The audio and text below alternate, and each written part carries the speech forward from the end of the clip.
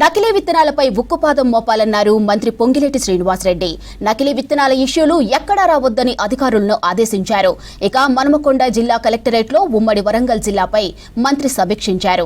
ఈ కార్యక్రమానికి మంత్రి సీతక్క, కొండా సురేఖ హాజరయ్యారు. ధాన్యం కొనుగోలు, వ్యవసాయం, ఇందిరమ్మ ఇండ్లు, భూభారతి అంశాలపై చర్చించారు. నకిలీ విత్తనాలను అరికట్టేందుకు వ్యవసాయ శాఖతో పోలీసులు కోఆర్డినేషన్ చేసుకోవాలని తెలిపారు.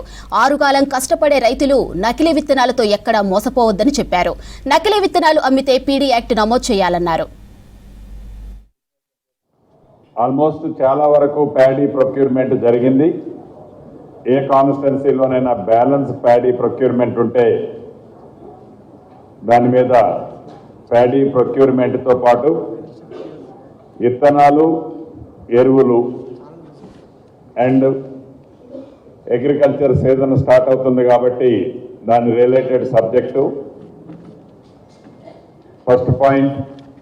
సెకండ్ పాయింట్ వచ్చేసి ఇందిరమ్మ ఇళ్ళు, third point Bhubharati, fourth point June 2 రాష్ట్ర అవతరణ దినోత్సవ సందర్భంగా ఎక్కడెక్కడ ఏమేమి కార్యక్రమాలు చేయాలనేది ఈ 4 పాయింట్స్ మీద ఈరోజు మెయిన్ ఎజెండా.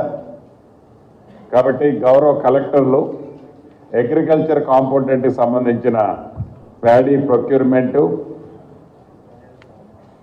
తర్వాత దాని related seeds and fertilizers etcetera availability of that thing, ఇంకేదన్నా అగ్రికల్చర్ రిలేటెడ్ ఉంటే చాలా క్లుప్తంగా మీరు చెప్తే గౌరవ శాసనసభ్యులు వారి నియోజకవర్గకు సంబంధించింది ఏదైనా ఉంటే కూడా వారు కూడా ఎక్కడన్నా మీరు చెప్పే దాంట్లో కరెక్షన్ ఉంటే చేస్తారు. Final decision we will take call.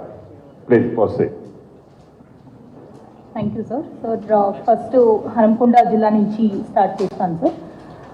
Paddy ప్రొక్యూర్మెంట్కి సంబంధించి సార్ మేము ఈసారి 157